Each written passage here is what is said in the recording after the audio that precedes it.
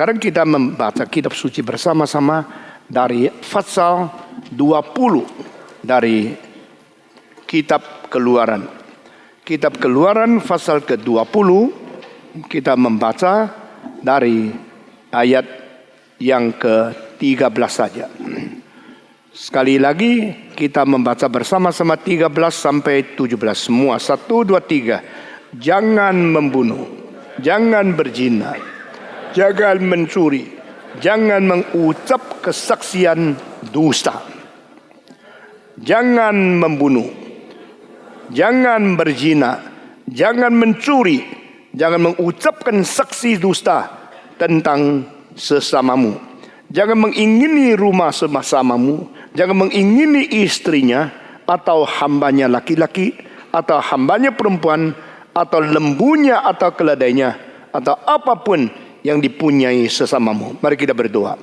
Berkatilah pendengaran kami, berilah ketaatan dan keausan kepada firman-Mu pada hari ini, sehingga apa yang Tuhan perintahkan di dalam kitab suci diwahyukan melalui Roh-Mu yang kudus kepada para nabi dan para rasul, menjadi pedoman, menjadi standar hidup, menjadi pimpinan langkah-langkah kami di dunia.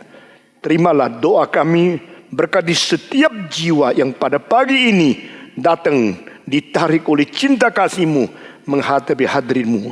Dengar doa kami Tuhan, kami serahkan semua dan serahkan waktu ini ke tangan Tuhan.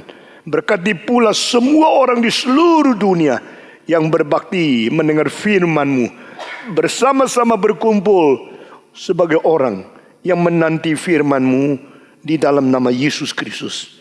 Pimpinlah kami dalam nama Yesus Kristus, penebus dan juru selamat kami yang hidup. Kami sudah berdoa. Amin. Kita sudah 2 kali berbicara tentang hukum yang ke-6. Jangan membunuh. Perintah ini lebih kuat dari siapapun di dalam dunia, karena bukan sesama memerintah sesama, tapi pencipta manusia memerintah kepada manusia yang dicipta. Yang menciptakan manusia lebih mengerti nilai manusia sampai di mana. Yang mencipta manusia lebih mengerti harga manusia sampai di mana. Karena dialah yang memberikan peta teladan. Dialah yang telah memberikan harkat, memberikan nilai sebagai manusia untuk merefleksikan kemuliaan Tuhan, untuk menjadi wadah menerima berkat dan keselamatan Tuhan, untuk menjadi pelaksana kehendak Tuhan. Itulah makna hidup sesungguhnya manusia dicipta di dalam dunia ini. Tetapi sesama manusia tidak mengenal harga manusia. Sesama manusia selalu lebih suka mencari celah orang lain, tidak menikmati keindahan, tidak menikmati kesempurnaan yang Tuhan beri dalam diri orang lain, tapi kebencian, kerusakan, kekurangan, ketidakbaikan dengan aku, ancaman terhadap aku. Maka manusia selalu melihat kejelekan orang lain dan tidak menghargai nilai orang lain. Setelah kita menemukan kejelekan orang lain, kita geser, kita membanggakan diri, dan kita menjadi orang yang egosentris, memperankan diri sebagai Allah. Dan akhirnya secara ekstrim kita mengharapkan orang lain tidak ada. Minggu lalu saya berkata dari Jean Paul Sartre, "Others' existence is my hell."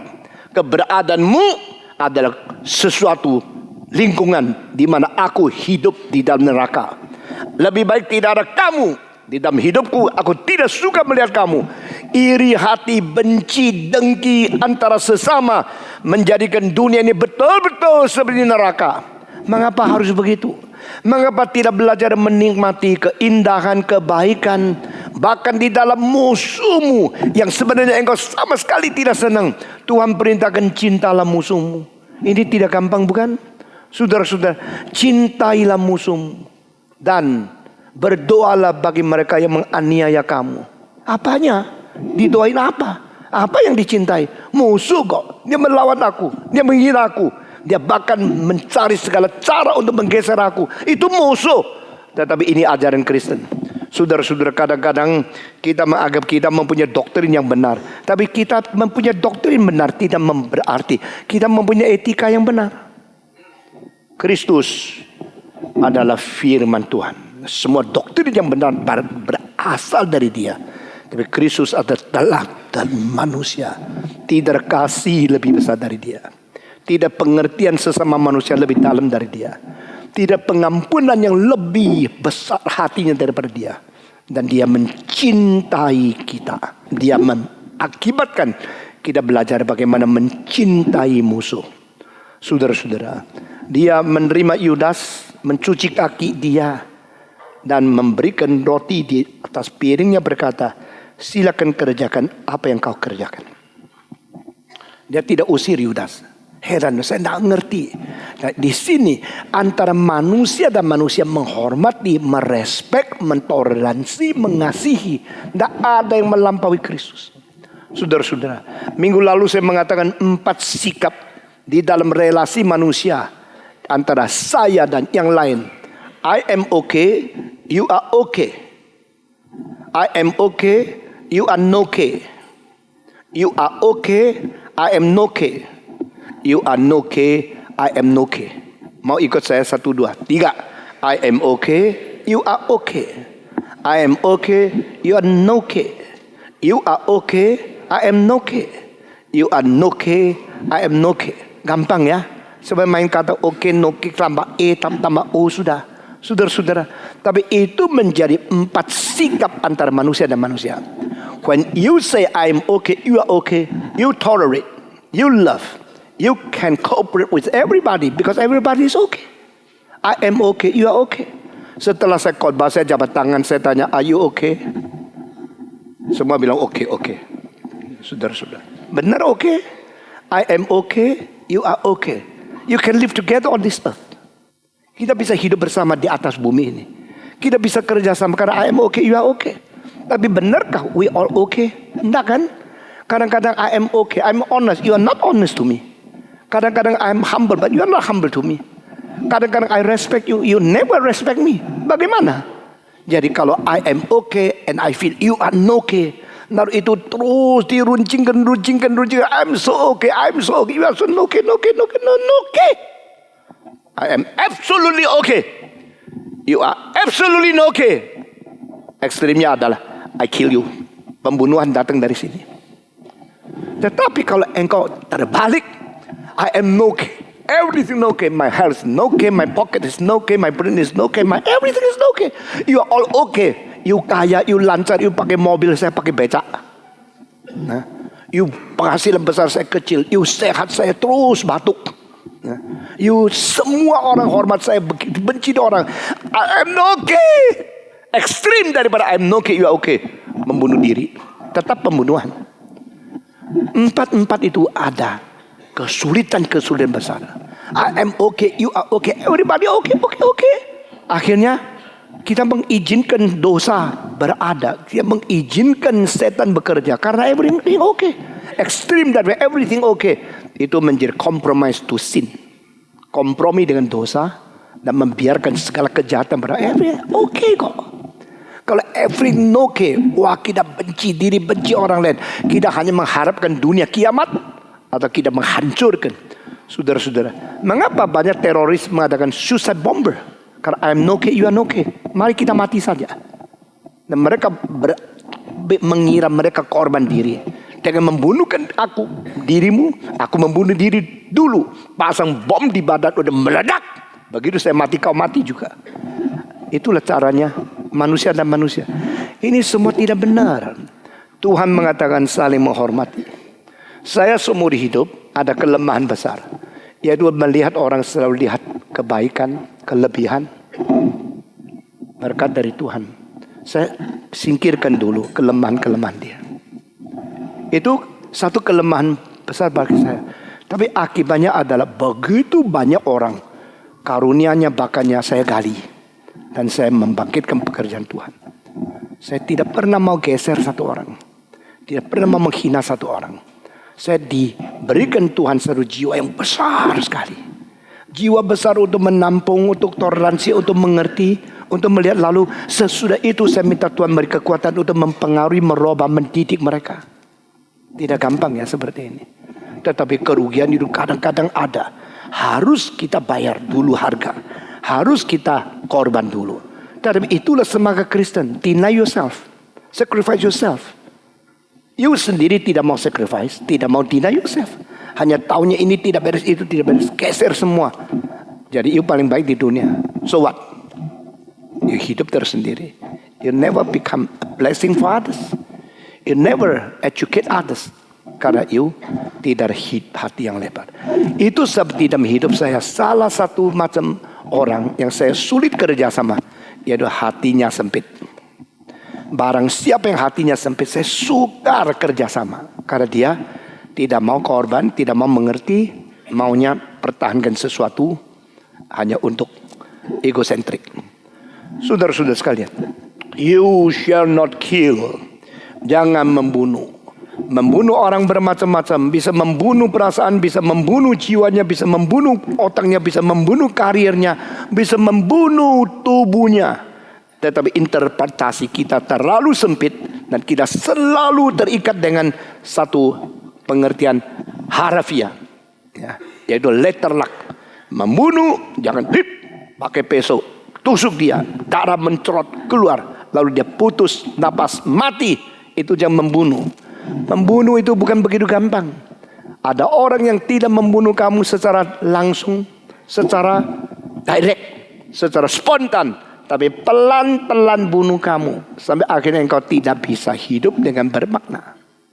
Saudara-saudara, kalau engkau lihat tikus, langsung matiin dia, itu namanya membunuh. Tapi engkau melihat tikus, engkau pelan-pelan matiin dia. Satu kaki dicabut, ekornya dipotong, kepala dikercaci separuh. Sesuai dikasih obat merah supaya sembuh dipotong lagi sedikit. Itu pembunuhan kan?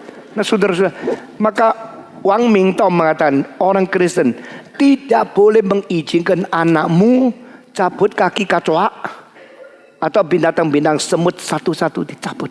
Itu akan membuat mereka sesuatu kebiasaan menindas orang lain secara pelan-pelan. Kalau perlu makan sudah langsung bunuh, masak makan, jangan copot satu-satu. Itu sayapnya diputuskan, lalu dia engkau enak lu ya, potong lagi satu. Itu membiasakan dia menjadi orang kejam, memang orang yang tidak ada hati nurani. Kalau hati nurani sudah rusak, apakah manusia tetap manusia? Kalau hati nurani sudah tidak berfungsi, apakah manusia itu masih berfungsi? Jangan membunuh. Saudara-saudara, mengapa membunuh? Alkitab menemukan satu prinsip yang minta kita harus perhatikan. Do not hate people. Jangan membenci. Karena hating people is the real cause of killing people. Membenci orang itu adalah sebab utama mengapa engkau membunuh orang. Sebelum bunuh, pasti kau benci. Kalau kau cinta, tak tega kau bunuh. Kalau engkau cinta, engkau pasti merasakan ada perasaan sama. Peribahasa Tionghoa mengatakan ren tong ci xin, xin tong ci li. Atau saya robah, ren tong ci xin, xin tong ci kan. Manusia itu mempunyai hati yang mirip. Dan di dalam hati itu ada pengertian, ada perasaan yang sama. Orang yang kau paling benci, kalau sakit gigi juga samanya rasanya. Betul gak? Engkau kalau sakit, aduh sakit sekali. Musuhmu kalau sakit juga begitu. Mengapa sampai membenci orang seperti dia tidak ada perasaan? Dia tidak berhak. Dia tidak beralasan. Dia tidak berkebenaran. Dia tidak privilege. Hanya engkau yang miliki. Saudara-saudara, saya pernah membicarakan tentang dinasti Tang. The dynasty Tang was about 1100 years ago. Itu pada abad ya kira-kira 10 begitu. 1100 tahun yang lalu ada seorang perempuan yang pertama kali menjadi raja Tiongkok. Dia melihat raja yang masih kecil, lalu dia ambil alih kuasanya. Wah, dia ambisinya besar sekali. Dan pada waktu dia ada ratu. Dan ratu dia tahu suaminya tidak pintar, anaknya masih kecil. Dia rebut kuasa. Dan ratu itu sebenarnya dia bukan ratu, dia adalah selir. Ada ratu yang asli, yang lebih tinggi dari kedudukan dia. Dia menganggap itu nerakanya. Akhirnya dia berusaha untuk menghabiskan dia supaya diri boleh menjadi ratu. Seorang perempuan menguasai seluruh Tiongkok. Dinasti Tang itu adalah Kerajaan yang mengakibatkan Tiongkok paling kaya di dalam sejarah. Waktu 1100 tahun yang lalu, Tiongkok ada negara yang per kapita terbesar di dunia. Waktu itu Jerman miskin dan banyak orang tidak tahu apa-apa. Yang agak kaya itu Italia Utara. Mereka kirim orang naik unta jalan terus sampai di satu kota namanya Xi'an. Venetia sama Xi'an menjadi dua titik. Itu namanya Silk Road. Tahu? Ya, Jalan Sutra. Itulah zamannya dinasti Tang mulai. Dan itu si perempuan yang begitu ambisius itu, akhirnya dia melihat salah satu yang paling mengancam dia, yaitu ratu yang asli. Dia cuma sendiri biasa. Maka dia akhirnya membunuh ratu itu pelan-pelan. Bukan bunuh langsung, bunuh pelan-pelan. Potong hidungnya. Ya, sudah sembuh celek, buka dakar kan dua lubang, masih bisa napas, tapi tidak mungkin dicintai raja lagi. Potong telinganya. Sudah potong telinganya, potong tangannya. Sudah potong tangan duanya, potong kakinya. Jadi orang itu masih hidup tapi tidak bisa jalan, tidak bisa duduk, tidak bisa baring, tidak bisa gerak. Harus diangkat ke sini, angkat sini. Setelah sembuh, itu dagingnya apa tak karu-karuan. Selesai cungkil matanya. Sudah cungkil matanya, potong lidahnya. Jadi perempuan yang ratu itu karena kebencian seorang perempuan yang jahat, tak bisa lihat, tak bisa dengar. Bisa dengar tapi sudah tidak ada bentuknya. Dan tak bisa rasakan ini lidah, sudah tak bisa ngomong. Ada kaki, tidak ada tangan, tidak ada hidung, tidak ada telinga. Sudah semua begitu. Ditaruh dia kan tak bisa gerakan di dalam kakus. Untuk sampai mati mencium bau tai, tak bisa keluar. Ada orang jahat kayak begini. Karena apa? Benci. Dia karena dia mau merebut kuasa. Dia melakukan kekejaman, keganasan, kejahatan seperti ini. Itu adalah orang yang paling kejam yang pernah saya baca di dalam sejarah. Sesudah itu dia menjadi ratu. Raja pun takut sama dia. Akhirnya raja lemah, tua, mati. Raja kecil belum pakai. Dia sendiri menguasai politik. Dan seksnya begitu kuat. Satu malam minta 3 laki-laki. Perempuan kayak begini. Saudara-saudara. Yang dia lihat bukan keindahan orang lain, ancaman orang lain. Yang dilihat ada kejelekan orang lain. Lalu dia berperan sebagai Tuhan Allah. Who are you? You are only merely a man created by God to share the love of God, to share the grace of God, not to share your hatred. Kita tidak boleh mempunyai kebencian. Kita tidak boleh mempunyai satu diskriminatif mind. Kita tidak boleh mempunyai satu kekuatan yang lebih daripada sepatutnya. Saudara-saudara, thou shalt not kill. And before you kill, you hate people. Thou shalt not hate. Saudara-saudara, janganlah engkau membenci orang lain.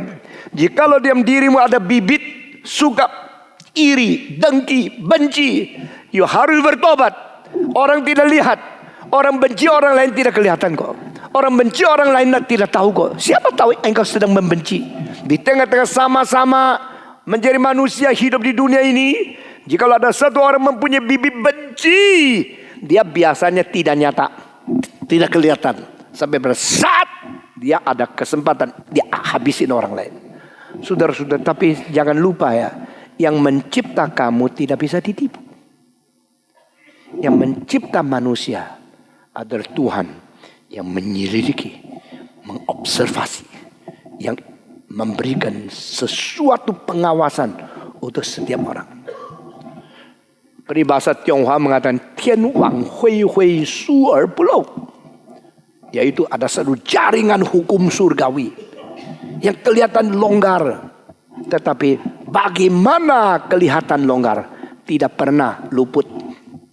Jadi Tuhan akan menemukan. Saya berkata kepada saudara, 3 minggu yang lalu ada seorang yang 7-Eleven dengan orang lain. Lalu perempuan yang nikah sama dia secara tidak sah itu mempunyai anak dari suami yang lama. Lalu mengatakan serahkan ibu ya, karena dia berjudi, berbuat jahat. Akhirnya perempuan itu dipenjarakan. Perempuan itu dipenjarakan, lalu anaknya tidak ada yang jaga. Disuruh suami yang tidak resmi dia menjaga. Suami ini menjaga anak itu. Anak itu ribut-ribut karena tidak ada mama. Dia benci sekali. Akhirnya dibunuh. Daripada lu rongrong saya mau seks sama mamamu, bukan sama kamu. Kamu rongrong aku. Bukan mendirikan kenikmatan, bikin repot sama saya. Anak umur 2 dibunuh, sesuai bunuh. Dimasuk ke dalam satu tempat, yaitu untuk bikin beton batu yang besar. Anak itu dibekukan di dalam beton. Jadi ditutup dengan semen, sehingga tidak kelihatan ada orang dalam. Sebelum itu dibungkus dengan plastik. Maka kantongan plastik bayi itu ditaruh di dalam semen yang masih basah. Setelah selesai itu menjadi satu batu 30, 60, 40 cm. Satu beton yang besar di situ. Saudara-saudara, dia selesailah.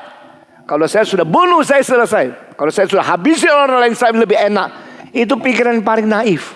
Manusia adalah manusia karena dia mempunyai kekekalan. Engkau juga ada kekekalan. Engkau selesaikan sementara. Oke, saya habisin kamu. Nah, saya senang. Itu pikiran paling bodoh. Apa terjadi? Setelah dia membunuh, mulai hari itu tidak pernah satu malam bisa tidur. Jangan kira orang itu kalau dibunuh selesai. Anak bayi itu mempunyai jiwa kekekalan. Seolah-olah malam dia datang, why you kill me? Mengapa engkau membunuh aku? Mengapa engkau membunuh aku? Mengapa engkau membunuh aku?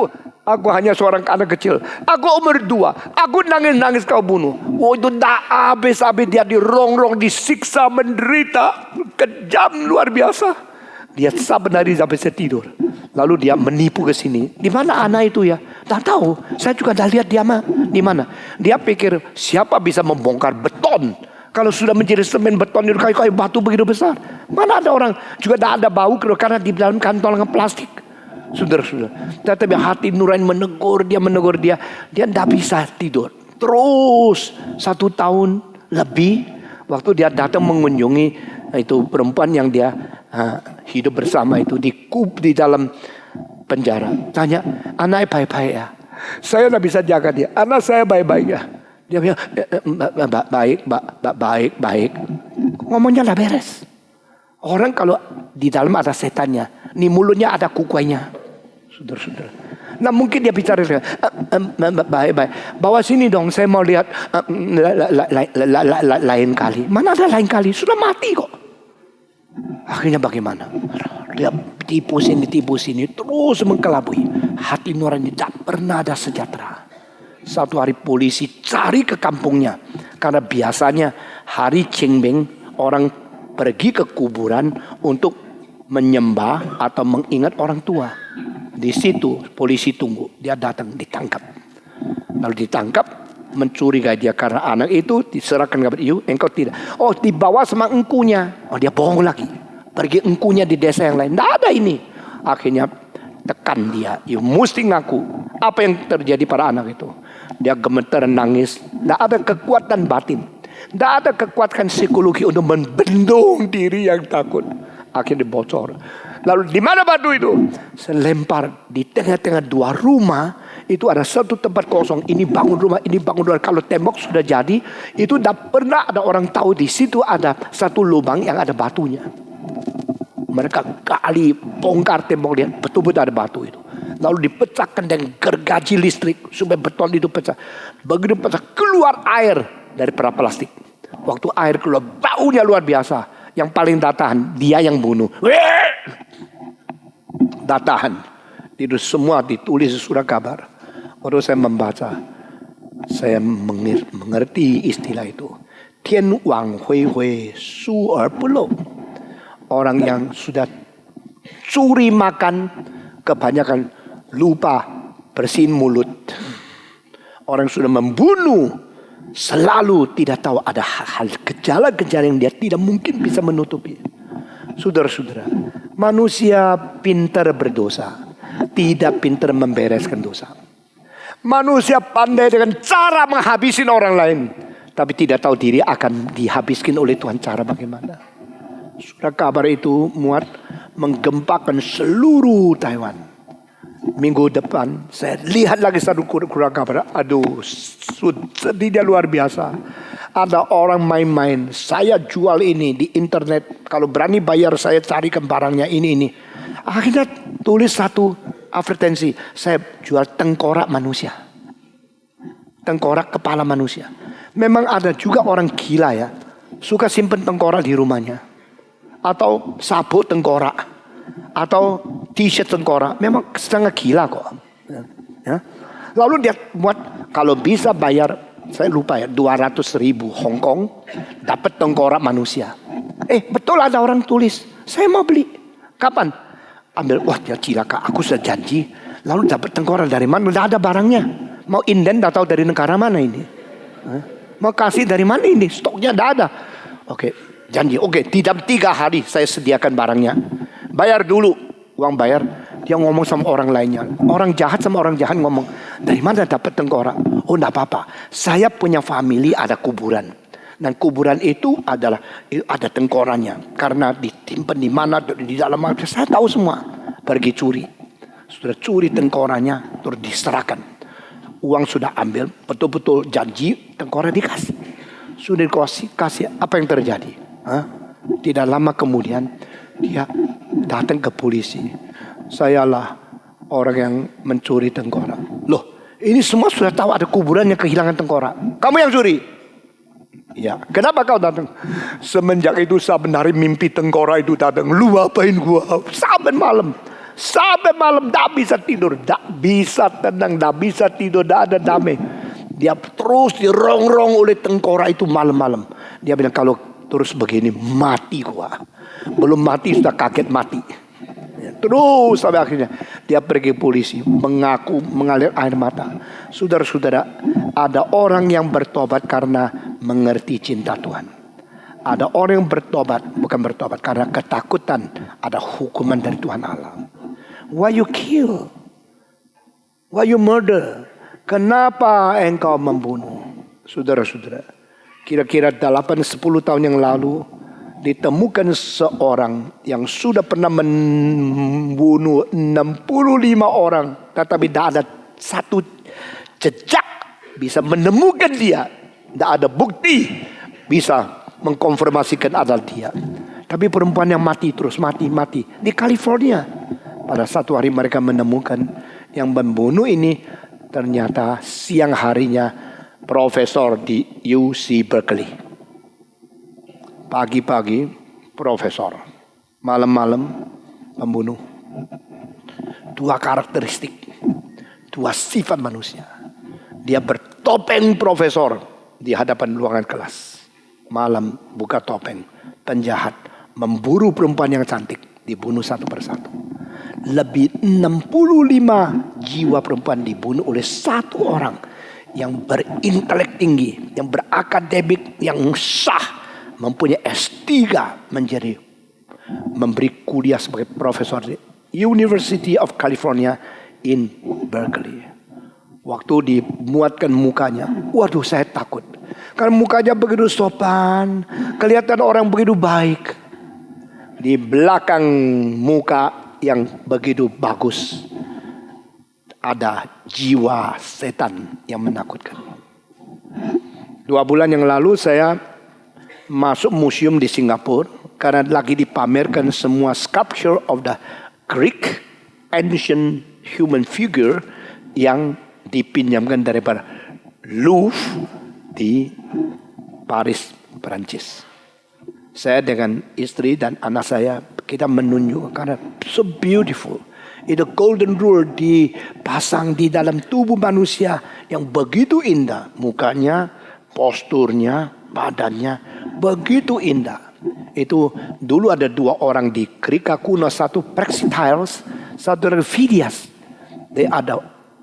Those belong to the greatest artist and sculpture of all time di dalam zaman kuno. Kira-kira abad ke-4 sebelum Kristus. Dan di antara semua yang indah, saya lihat ada 4 kepala, satu yang double, yang jelek mukanya. Jadi saya lihat, loh ini pameran apa? Katanya the most beautiful sculpture in the Greek ancient time. Kenapa ada yang begitu indah, ada yang begitu jelek? Yang indah itu adalah bayangan. Yang jelek itu yang real. Jadi saudara, kalau mau cari nyonya yang cantik, cari di mimpi. Kalau mau cari nyonya yang asli, yang ada dagingnya, cari di dunia ini. Begitu ya. Itu semua yang idealistik, yang begitu indah, itu semua itu adalah pakai cara golden rule. Imagine what is the proportion. Ya begitu indah. Tapi yang buka yang jelek, tapi real itu 3 orang. 1 Aristotle, 1 Plato, 1 lagi Socrates. Socrates itu guru daripada Plato, dan Plato itu guru daripada Aristotle. Socrates botak, pesek, matanya gede, mukanya proporsinya salah semua. Begitu. Itu Socrates, tidak ada golden rule-nya, tidak ada proportion yang bagus. Lalu kedua itu Plato. Ya, saya jarang melihat Plato di dalam ukiran bentuk rupiah. Hanya Louvre itu yang ada. Dan 1 lagi Aristotle, ininya gaping masuk ke dalam, tidak bagus. Nah saudara-saudara, saya terus melihat 3 orang, saya foto. Sekarang fotonya hilang sama kameranya. Itu Socrates, Plato, Aristotle. Saya lihat lagi. Saudara-saudara sekalian, aku ingat satu kalimat. Socrates is a man with a face of a clown, but with a soul of a god. Socrates adalah seorang manusia yang mukanya badut, jiwanya dewa. Saya sekarang tanya ya, lebih baik mukanya badut, jiwanya dewa, atau lebih baik mukanya malaikat, jiwanya setan? Bagaimana? Jawab dong. Lebih baik mukanya badut, lucu, jelek, tapi jiwanya dewa. Atau lebih baik mukanya itu malaikat, tapi jiwanya setan? Bagaimana? Yang pertama ya. Tapi kalau nikah tidak mau sama yang gini kan. Saudara-saudara, fantastic idea sama the cruel reality selalu kontra. Saudara-saudara sekalian, jangan engkau bergaul dengan mereka yang tampangnya bagus, hatinya jahat. Jangan engkau kira itulah satu pilihan yang paling penting. Berapa banyak perempuan yang paling jahat mempunyai muka yang paling cantik. Berapa banyak laki-laki yang paling suka main seks lalu membunuh orang lain adalah orang paling ganteng. Saya tidak berarti kalau nikah cari yang paling jelek supaya aman jiwamu. Tidak begitu. Yang paling sedikit rapi lah gitulah. Itu mukanya beres gitu, tidak mancong-mencong gitulah. Tapi penting itu mengenal jiwanya, mengenal orang daripada hidupnya, dari jiwanya, daripada karakter, daripada kerohaniannya. Itu penting sekali. Kita hidup di dunia ini, Plato mengatakan the highest achievement of human being on this earth is to live like God. Kita hidup di dunia itu belajar bagaimana hidup seperti dewa-dewa. Dia mengenal Allah Tritunggal. Jadi itu salah satu kalimat yang luar biasa, saya kaget. Karena Tuhan mengatakan dia menciptakan manusia seperti dia. Lalu Plato mengatakan kita harus hidup menjadi seperti dia.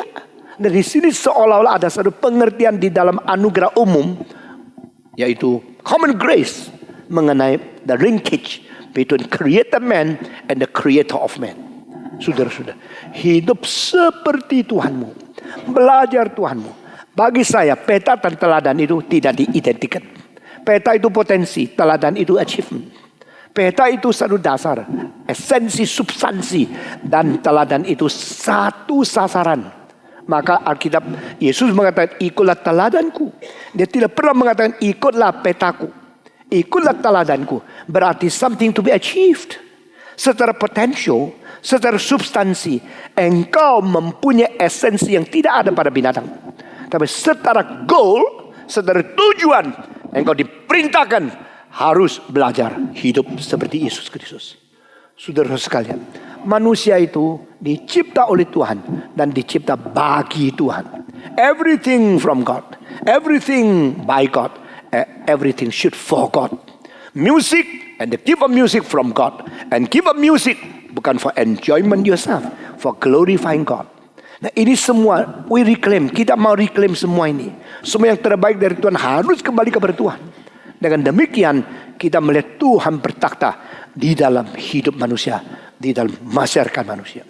Alkitab mengatakan orang yang membunuh, dia kira sudah selesai. Karena melalui pembunuhan orang lain, dia selesaikan problem dia. To kill is not to solve your own problem. To kill is creating another problem. Membunuh orang lain tidak pernah menyelesaikan problemmu. Hanya mulai sesuatu lingkaran untuk menciptakan problem lebih besar bagimu. Maka pembunuhan itu sebenarnya bagaimana pintarnya membunuh itu didasari oleh satu kebodohan yang sama sekali tidak ada pengertian. Pembunuhan pertama oleh siapa? Pembunuhan pertama oleh Kain. Kain membunuh siapa? Kain membunuh Habel. Mengapa Kain membunuh Habel? Dua sebab. Saya lebih besar dari kamu. Engkau tidak mungkin lawan. Maka saya mengambil privilege dengan keadaan yang hak istimewa. Saya kakak, saya besar, saya lebih dewasa, saya lebih kuat. Kamu adik. Maka kalau saya apain kamu tidak bisa apain saya kembali. Nah, ini adalah satu jiwa yang jelek sekali. Kalau engkau memakai kekayaanmu, kesehatanmu, kedudukanmu, dan kepintaranmu sebagai satu advantage untuk melayani ambisimu pribadi, engkau akan menciptakan ketidakadilan. Dengar baik-baik. The injustice situation is caused by people who have some privilege and they monopolize, they utilize their privilege for creating injustice. Saudara-saudara, kalau kita yang kaya menganggap kita lebih hebat, kita boleh sewenang-wenang. Kalau kita yang sehat, kita menganggap kita sehat boleh sewenang-wenang. Kita mempunyai jabatan tinggi, kita memperalat jabatan kita untuk bersewenang-wenang. Kita mempunyai pakai pintar untuk bikin segala situasi itu untuk pihak berdirimu. Engkau pencipta ketidakadilan di dalam dunia. Bisa lebih kaya? Bisa. Lebih hebat? Bisa. Lebih tinggi? Bisa. Tidak bisa enak tidur. Nah, engkau bilang saya enak tidur kok. Karena begitu kaya, begitu hebat. Semua orang takut sama saya. Wah, hormati saya. Saya rasa senang kok. Itu kesenangan jasmani. Itu kesenangan temporal. Itu kesenangan tidak masukkan batin sedalam-dalamnya. Saudara-saudara, kalau engkau melakukan keadilan, engkau melakukan belas kasihan, engkau melakukan kebajikan, engkau melakukan kesucian, meskipun engkau tidak mendapat manfaat banyak daripada apa yang kau kerjakan, Tuhan akan memberikan sejahtera luar biasa di dalam hatimu. Memberikan sentosa yang begitu stabil di dalam hatimu. Dan engkau akan melihat satu keharmonisan between me and myself, between me and my situation, my environment, between me and nature, between I myself and my God. Ini keharmonisan aku dengan aku dengan orang, aku dengan alam, aku dengan Allah. Menjadikan engkau rasa hidup itu berposisi yang stabil sekali. Nah, ini tidak bisa diberi oleh dokter, tidak bisa diberi oleh orang kaya, pemerintah. Itu hanya berikan oleh Tuhan. Yang mencipta kamu memang menciptakan kamu sebagai makhluk yang harus bertanggung jawab. Harus keep the balance of relationship. The balance of relationship itu menjadikan kita stable. Dan stable itu menjadikan kita hidup tenang. Dan semua geseran dari stabilitas itu namanya dosa. Dosa jangan dimengerti hanya yang berzina, yang merokok, atau yang berjudi, yang membunuh, itu namanya dosa. Iri hati lebih besar dosanya daripada bohong. Benci lebih besar dosanya daripada mencuri. Tapi tidak kelihatan. Iri hati tidak kelihatan. Bohong kelihatan. Berzina langsung ketahuan.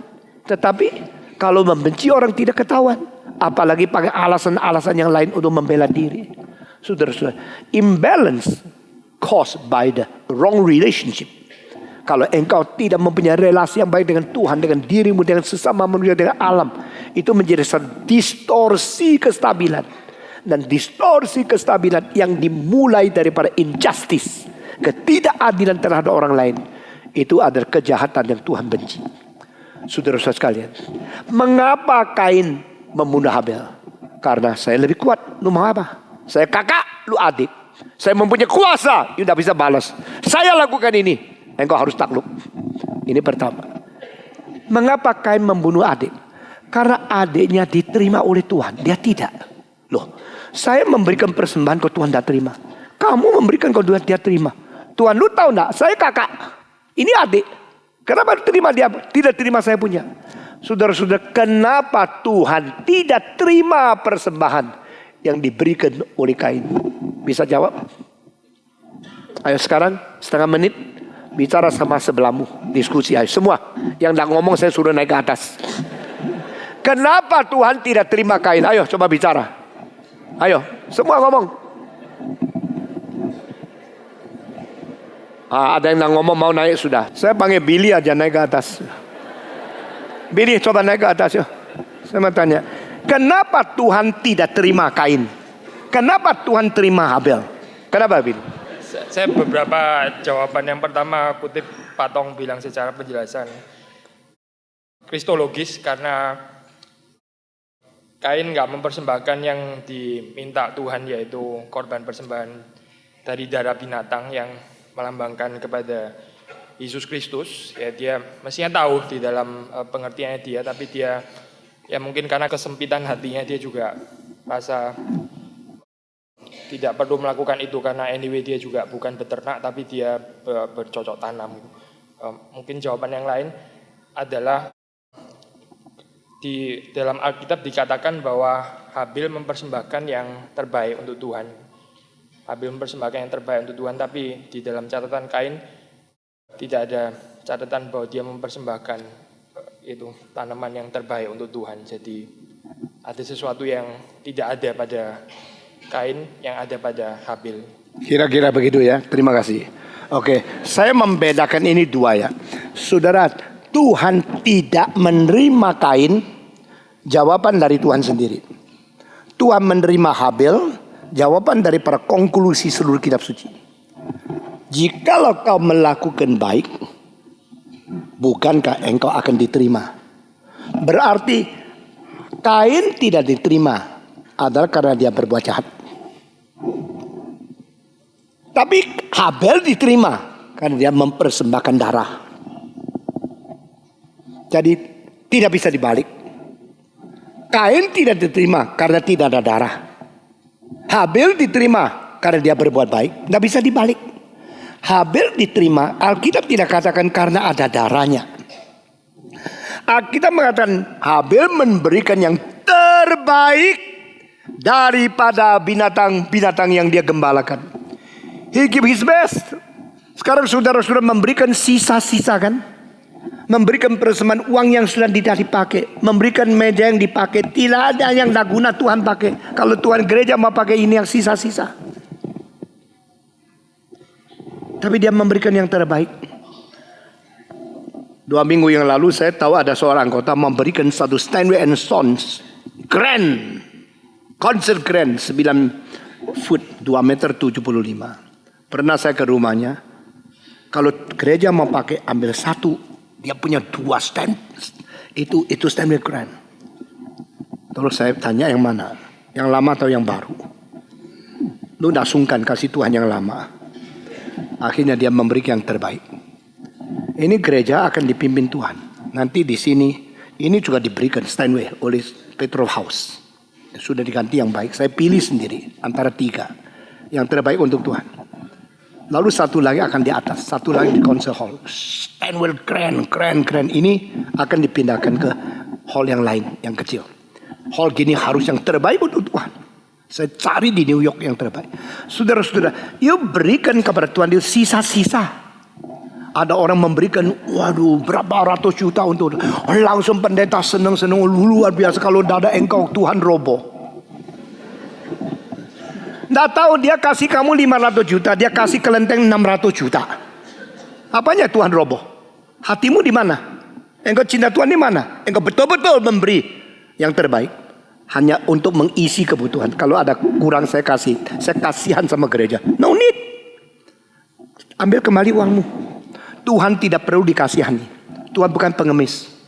Tuhan adalah Allahmu yang menciptakan kamu, yang menghidupkan kamu, memberikan berkat kepada kamu, yang mati bagi kamu. Dia patut menerima yang terbaik dari kita. Amin. Jangan mulut tok ya. Lakukan. Give my best to my Lord. Dari generasi pertama, anak Adam memberikan yang terbaik untuk Tuhan. Abel, Tuhan terima. Tetapi apa yang dikatakan Billy tidak tercatat kalau Kain memberikan yang terbaik. Nah, secara profesi tidak ada salah. Karena Kain adalah seorang yang bukan gembala, petani. Dia memberikan hasil bumi kepada Tuhan karena memang karyanya ini. Orang yang kerja komputer suruh serahkan piano ya susah dong. Orang jual piano suruh serahkan kapal terbang tidak bisa. Jadi yang petani kasih hasil bumi lumrah. Yang gembala kasih domba lumrah. Tetapi bukan mengenai karir saja. Ia memberikan yang terbaik atau tidak. Habel kasih yang terbaik, Habel tidak. Kain tidak. Bukan karena Tuhan tidak usah pakai kain. Saudara-saudara. Nah sekarang kenapakah Habel kasih domba? Karena dia pernah mendapatkan pengaruh Adam Hawa. Saya percaya Adam Hawa beritahu kepada anak-anaknya, dulu papa mamamu bukan begini loh. Dulu kami bukan tinggal di sini loh. Alamat papa mamamu dulu itu di Firdaus, di Eden. Karena Eden begitu indah, kami tidak menghargai. Akhirnya kami dari Eden menjadi Edan. Kami melawan Tuhan, diusir keluar. Sudah diusir keluar, maka akhirnya kami sekarang merantau di dunia seperti ini. Maafkan ya anak ya, papamu berdosa mengakibatkan kamu susah. Mestinya kamu di Taman Eden, kamu dapat nikmat lebih besar. Karena setelah papamu berdosa, Tuhan itu memotong, lalu mengkuliti kambing, menjadikan kulit kambing itu pakaian untuk menutupi dosa dan kecelakaan kami. Oh, sehingga domba yang saben hari saya main-main, saya lus dibunuh berdarah dan matanya melihat saya. Saya langsung sedih sekali. Nah, cerita itu diberitahu kepada anak-anak tua. Dua anak ikut sekolah minggu. Satu Kain, satu Abel. Waktu dengar cerita, dengar khotbah, Kain dengar-dengar separuh, lihat mobil di luar, main kuku, tergoyang-goyang kaki. Nggak dengar. Abel dengar cerita itu dengan perhatikan, akhirnya menangis. Wah, domba itu kasihan. Dia mengerti korban, mengerti darah yang mati, darah mengalir korban. Itu menjadi kunci keselamatan. Akhirnya setelah besar, orang yang dengar khotbah mengikuti kehendak Tuhan. Yang main-main lupa, asal-asal saja. Sama-sama ikut kebaktian. Ada yang datang cuma kalau hari Minggu daripada pergi puncak ya sudahlah. Ke sini tidak macet, tidak susah. Nah, sudahlah ke gereja. Hanya ikut gereja. Ada yang ke gereja karena apa? Pacarnya Kristen. Ya sudahlah, ikut-ikutlah. Daripada hunter dia pergi lagi, balik lagi 2 kali bensin habis. Sudah nongkrong di situ, tunggu lu habis kebaktian saya bawa lu pulang. Jadi saya tidak tahu waktu engkau ikut kebaktian itu jiwamu apa? Waktu engkau mendengar khotbah, konsentrasimu di mana? Habel bersikap berbeda dibanding sama Kain. Akhirnya Kain sembarangan. Persembahan ya kasih, kebaktian ya ikut, dengar ya dengar. Tapi kayak gini, pikiran dia tidak kepada Tuhan. Akhirnya menangkap visi adalah Habel. Yang ikut-ikut tradisi itu adalah Kain. Lalu Tuhan mengatakan, you kira saya perlu persembahan? You kira you sembarangan berbakti kepada aku? Saya terima. No, I'm not a beggar. I do not need you. Tuhan tidak terima Kain. Tetapi kalau Tuhan tidak terima, mestinya dia bertobat. Dia mestinya introspeksi. Kenapa ya? Kenapa saya punya tidak terima? Lalu sedih, lalu bertobat. Tidak. Biasanya kalau orang sudah salah, dikasih tahu bukan sadar tidak mau sadar, mulai benci orang yang kasih tahu. Ngerti enggak? You salah ya, Pak Teguh. Mestinya robah ya. Oh terima kasih, saya dikasih tahu kesalahan saya robah. Itu sikap yang baik. Lu salah ya Pak Teguh. Kurang ajar ya. Saya dikatakan salah, saya jadi tidak teguh. Si Stephen Tong mencela saya, mulai benci sama Stephen Tong. Pelan-pelan mulai dia mempunyai kebencian yang mengakibatkan pembunuhan. Saudara, ini penyakit manusia. Kalau kesalahanmu dikasih tahu sama orang lain, sikapmu bagaimana? Tuhan mengatakan Kain, if you did good, why? You will not be accepted. But if you do no good, I tell you, sin will wait and sin will overcome you. Kamu harus mengalahkan dosa atau dosa akan menterkam kamu. Ini pertama kali dosa dipersonified. Di dalam kitab suci dosa bukan kelakuan, bukan satu perbuatan yang jahat sahaja. Di dalam Alkitab dosa adalah satu kuasa yang akan mencengkeram manusia. Dosa seperti seorang jahat yang memiliki rencana, mempunyai kekuatan, mempunyai kuasa pencengkeraman untuk menghancurkan yang berbuat dosa. Personified. Dosa dipersonified pertama kali di dalam Kejadian pasal ketiga. Dosa dipersonified di dalam Perjanjian Baru pasal 5 sampai pasal 8 di dalam Roma. Saudara-saudara, di dalam kitab Roma istilah dosa itu ada dua bentuk. Satu bentuk itu singular, satu bentuk lagi plural. Dosa-dosa itu perbuatan, dosa itu kuasa, dosa-dosa itu kelakuan, dosa itu satu karakter, satu kekuatan, satu kuasa yang dipersonified, diperoknumkan, diperpribadikan. Engkau kalau berbuat baik, mengapa tidak diterima? Kalau engkau berbuat jahat, maka dosa sudah menunggu di situ, di muka ambang pintumu, seperti macan dan singa sebelum terjang. Siap dulu. Waktu disiap, kakinya belakang mulai mengker ke depan, tangan depan itu mulai membuka akan cakarnya, menunggu. Nah, dia melihat dengan konsentrasi kepada objeknya. Sesudah dia napas, sedia, loncat, engkau mulai dimakan, mati. Dosa sedang menunggu untuk menerjang, menikam kamu. Saudara kira engkau main-main ya, engkau berzina ya. Dosa perzinahan sedang menunggu seperti macan menangkap mangsa. Engkau minum ganja, marihuana, engkau minum itu obat-obat bius. Engkau kira engkau yang main-main. Engkau bukan mempermainkan dosa. Dosa sedang bersifat untuk mempermainkan engkau. Di situ Allah mengatakan kalimat, kalau engkau berbuat baik, masakan engkau tidak diterima? Kalau engkau berbuat tidak baik, sekarang Tuhan berkata kepada manusia, dosa sedang menunggu menekam engkau di ambang pintu. Engkau harus taklukkan dia, dan dia akan merindukan kamu. Maksudnya apa? Dosa itu seperti binatang yang lapar. Aduh, ngiler, kelihatan bangsa yang begitu enak. Dia ingin sekali mendapatkan engkau. Tapi kamu tidak boleh. Aduh, lu ingin gua ya, aku juga ingin kamu loh. Pacaran. Lu pacaran sama singa. Lu pacaran sama dosa. Kamu harus menguasai dia. Saudara-saudara, dosa apa diam hidupmu yang selalu rongrong kamu?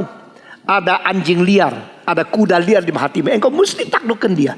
Kalau engkau tidak taklukkan dia, engkau akan ditaklukkan dengan terkam, dengan terjang kepada engkau. Engkau dihabisin.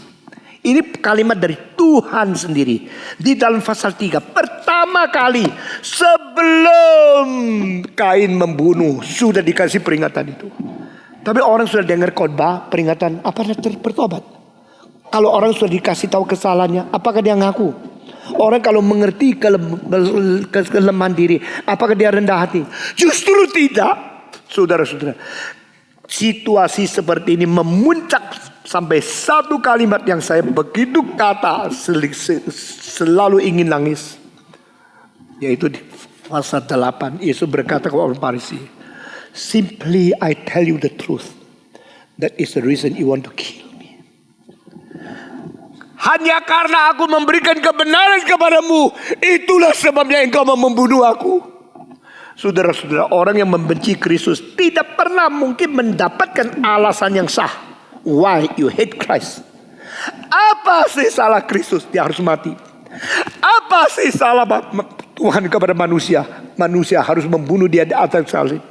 There's not any reason legal to hate and to kill Jesus Christ. Tidak Tidak ada satu alasan apapun yang cukup bagi manusia untuk membela diri. Kenapa aku membunuh Tuhan? Saudara-saudara, satu kali saya teriak kepada orang-orang profesor dari komunis. You orang membenci Tuhan. Sama sekali mutlak tidak ada alasan. Coba pikir. Tulis, kenapa aku benci Tuhan? Engkau tidak akan menemukan alasan. Itu hanya satu emosi yang sudah tradisi. Kita orang komunis, kita orang ateis, kita benci Kristen, kita tidak mau Kristus. Lalu engkau kira engkau legalisirkan dirimu sendiri? You legalize yourself? Yesus mengatakan, simply I tell you the truth. That is the reason you try to kill me. Satu-satunya sebab engkau membunuh aku, karena aku membicarakan kebenaran. Di antara pejabat seluruh kantor yang korupsi, satu orang mengatakan, hey, jangan kita korupsi. Langsung dia menjadi musuh semua yang koruptor. Betul tidak? Itulah. When Jesus come to this world, Yesus di dunia, dia menjadi sasaran kebencian. Karena dia adalah satu-satunya mutlak benar, yang berdiri di tengah-tengah manusia yang tidak mau kebenaran. Hanya karena aku memberitahu kebenaran kepadamu, itulah sebabnya engkau membenci aku. Saudara-saudara, di dalam Yakobus, di dalam 1 Yohanes muncul lagi istilah Kain. Kain karena perbuatannya jahat, dia tidak diterima. Jadi Kain tidak diterima bukan karena tidak ada darah. Sebaliknya, Abel diterima karena persembahannya ada darah. Lalu orang liberal mengatakan, Yehova pencinta darah. Kalau lihat lumuran darah dia senang. Gila itu.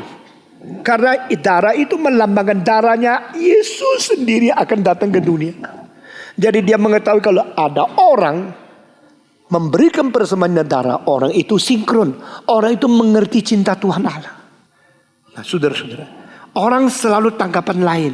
Kalau engkau baik sama orang lain, yuk kira dia akan terima kasih kau dibaik. Dia bilang, ini baik mungkin umpan. Ini mungkin mau apa ini? Hati-hati loh. Susah ya jadi orang ya. Engkau rajin-rajin, engkau sering datang, tidak ada kerjaan, maka dia datang terus. Saya bilang sama pendeta, kalau diundang jangan cepat pergi. Karena apa? Begitu undang datang, begitu undang datang. Kak Ono nyambut kawin nih. Eng bota Allah.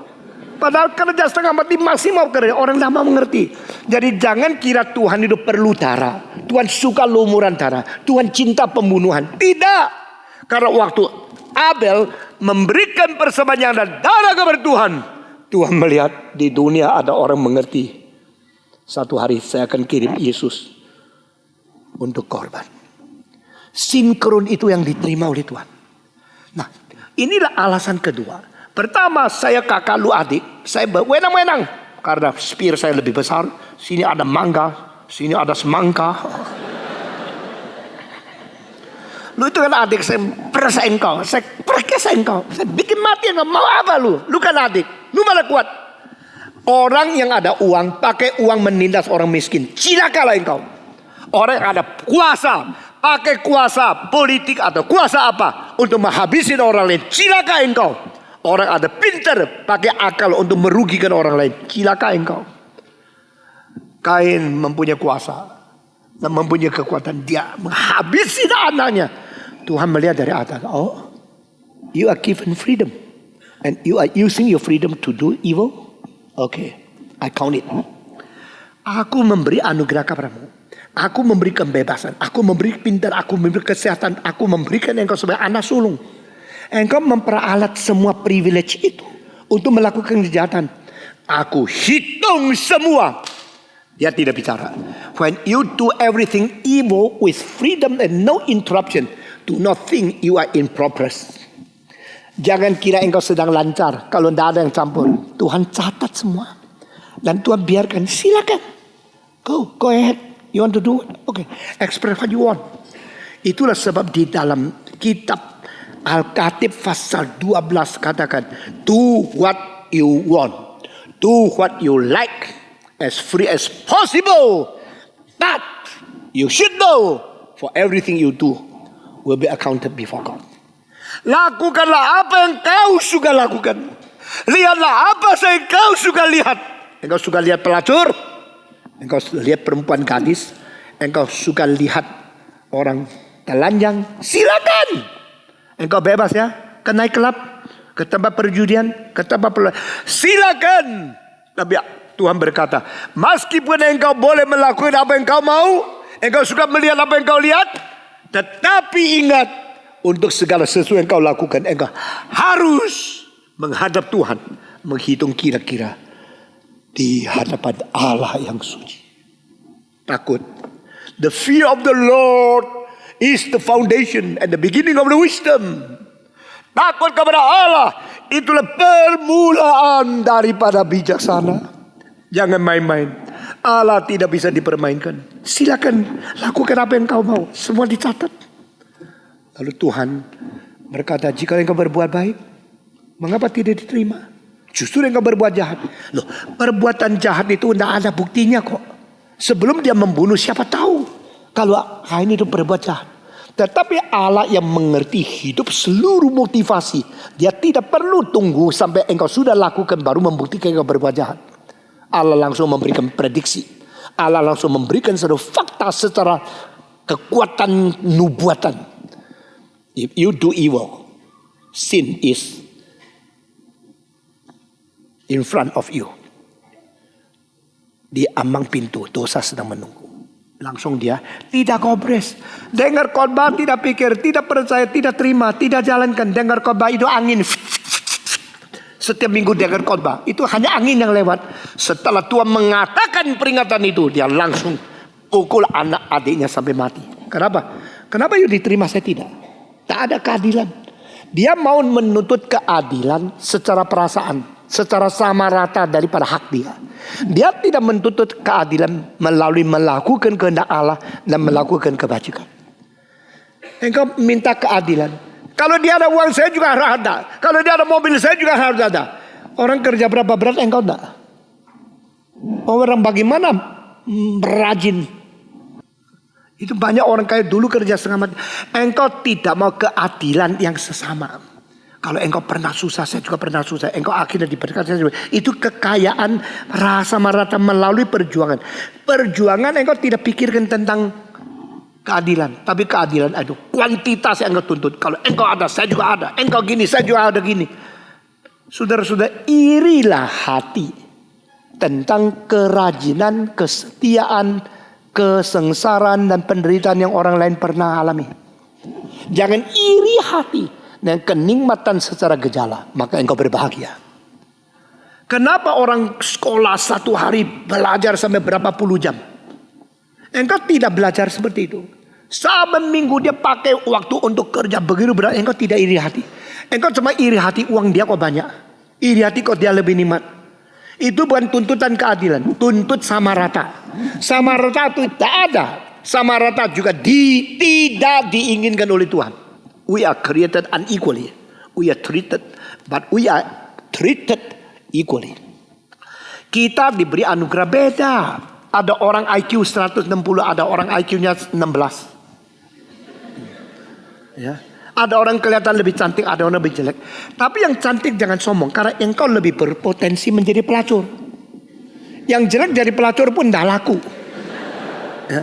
Maka engkau, saya mau cantik seperti dia. Saudara-saudara, engkau tahu tidak yang cantik akan dihukum lebih Tuhan lebih. Yang pintar akan dihukum Tuhan lebih. Jadi tuntutlah keadilan dalam kewajiban. Jangan tuntut keadilan dalam sama rata treatment. Ini bijaksana. Saya seumur hidup, salah satu dosa yang paling tidak ada, yaitu iri. Saya tidak kepingin menjadi kaya. Kalau ada uang, saya cepat-cepat lakukan hal yang berguna untuk orang lain. Saya tidak ingin lebih pintar. Kalau Tuhan kasih pintar berapa, saya pakai itu semaksimal mungkin. Kalau Tuhan kasih sebidang tanah, saya desain sampai bidang tanah tempat yang tidak berguna menjadi berguna. Yang tidak bisa dipakai baik menjadi terbaik. Saudara-saudara, ada gereja besar yang di Jakarta berapa biji? Atas bisa 3.000 orang. Yang bawah cuma 200 orang. Coba lihat, engkau keliling gereja. Ada yang dipakai tempat seperti ini. Saya bikin setiap inci sampai berguna sebesar mungkin. Hanya kebaktian yang kecil di bawah ini saja bisa 2.000 orang. Berapa besar? Coba ukur meterannya. Lalu dipakai. Tempat mimbar pakai berapa? Masih bisa berdiri 150 orang. Kenapa? Maximal use. Utilize the least for the most. Dengan potensi yang paling sedikit. Mencapai efisiensi yang paling besar. Dengan bakat yang paling sedikit. Mencapai keberhasilan paling besar. Dengan tempat yang sedikit. Pakai sampai fungsi terbesar. Dengan uang yang paling sedikit. Mencapai faedah paling besar. Itu tugas saya. Demikian hidup kita. Saya hidup berapa tahun sih? Nggak lebih panjang dari orang lain. Orang lain 80, kalau umpama saya bisa 70 atau 80. Apa yang dikerjakan orang itu 80 tahun? Apa yang dikerjakan saya 80 tahun? Saya akan double, triple, 4, 5 pel. Saudara-saudara. Akan berkali-kali dibaganda. Karena apa? Tidak boleh menghamburkan anugerah Tuhan. Tidak boleh membuang segala kesempatan. Karena time is property. Life is property. Intellectuality is property. Dan gift is property. Semua harus dihitung oleh Tuhan. Setelah dia bunuh Abel. Nah, musuhku sudah tidak ada. Aku sekarang bebas. Sudah senang ya? Senang. Sudah ada musuh ya? Tidak ada. Apakah orang lebih baik dari kamu sudah mati, engkau jadi juara? Itu penipuan. Apakah orang diterima oleh Tuhan sudah habis, engkau menjadi diterima oleh Tuhan? Tetap tidak. Pembunuhan tidak pernah membereskan apapun. Hanya meng-create a new problem. Setelah tenang, nah sekarang saya tidak usah ribut, tidak usah takut saingan. Sekarang saya pergi ke puncak, naik kursi eng botaulo di situ. Sudah tidak ada musuh, sudah tidak ada Abel. Sisa kain. Kain mau jadi tapla, boleh jadi baju juga boleh. Mau jadi celana, boleh jadi bendera juga. Ini kain monopoli. Waktu dia lagi senang, lagi tenang. The voice of God is upon him. Kain. Mati gua, siapa yang ngomong ya? Siapa lu? Aku Allah penciptamu. Apa Tuhan? Di manakah saudaramu? Oh, dah habis. Lu kira habis? Sudah bunuh orang selesai. Sudah bunuh orang, tutup mulut, kasih hakim uang, tidak ada yang bisa mengadili, cari pengacara yang paling pintar. Selesai? Iya, selesai di sini. Tidak selesai di sana, tidak selesai di situ. Yang di bawah di atas itu vertikal line, lebih dari horizontal line. Maka di manakah saudaramu? Saya tidak ada kewajiban menjaga saudaraku. Hah? Kau hidup seorang diri. Kau hidup harus bertanggung jawab kabarku. Kau hidup harus berrelasi kepada sesama. Inilah hukum. Takut Allah, cinta manusia. Ini etika salib. Vertikal plus horizontal. Apa lu bilang? Siapa yang harus jaga adikku? Aku bukan pembantu. Aku tidak perlu jaga. No. Tuhan mengatakan, darah adikmu yang kau alirkan berbunyi dari bawah tanah, suaranya sampai di surga. Wah, ini yang tidak pernah dipikirkan. Adik dibunuh selesai? Tidak. Dia adalah manusia yang hidup. Ini pertama kali membuktikan setelah mati belum selesai. Alkitab dari muka sampai akhir konsisten. Teologinya tidak pernah berbeda. Materialisme itu misinterpretation of the universal. Materialisme tidak mengerti. Manusia itu nilainya bukan sementara. Mati habis, tidak. Mati masih bisa berbicara. Saudara tahu tidak? Nabi pertama di dalam sejarah siapa? Siapa bisa jawab? Nabi yang pertama di dalam Alkitab siapa? Siapa nabi pertama? Abel. Mana? Saudara dengar, Yesus bilang, dosa yang membunuh nabi akan jatuh kepada generasi ini, mulai dari darah yang dialirkan dari Abel sampai Zakaria. Jadi mulut Yesus, the first prophet is Abel. Abel dibunuh, Abel mengerti hati Tuhan. Abel sinkron dengan soteriologi, dengan pendarahan Yesus baru ada keselamatan. Dia mengerti semua. Dan dia bersuara mewakili Tuhan. Saudara-saudara, mungkin hukum ke-6 pertama kali keluar dari mulut Abel. Waktu mau dibunuh, dia mengatakan, kau Koko, thou shalt not kill. Mungkin sekali dia mengganti suara Tuhan yang pertama, maka dia nabi. Yang membunuh nabi dari darah Abel sampai Sakaria akan jatuh kepada generasi ini. Karena generasi ini sudah tahu, sudah belajar semua ini. Tapi kamu bunuh saya? Bagaimana Kain membunuh Habel? Kamu orang Parisi membunuh saya. Karena Kain lebih kuat dari Abel, engkau orang Parisi lebih kuat dari saya. Saya datang ke dunia tidak pakai kuasa militer. Saya di dunia tidak ada kuasa politik, tidak ada kuasa ekonomi. Yesus tidak ada backing. Yesus tidak ada ajudan. Yesus tidak ada pemelihara. Yesus tidak dikawal oleh malaikat. He come with nothing. So poor, so low. And you want to kill me? Thou shalt not kill. Saudara-saudara, pembunuhan tidak menyelesaikan. Mari kita berdoa. Bapa di dalam surga, kami berterima kasih untuk semua perintah, semua firman yang hidup dan konsisten dari awal sejarah sampai kiamat. Tuhan, berilah kekuatan ini kepada kami. Ajarkan kami mencintai sesama, melihat kelebihan orang lain, toleransi akan perbedaan. Dan kami juga ada orang yang menghargai karena semua orang lain dicipta menurut peta teladan juga. Singkirkan kami, hancurkan kebencian yang ada di hati kami. Ajarkan kami untuk mendengar teguran sehingga kami bertobat, bukan membenci. Dalam nama Tuhan Yesus kami berdoa.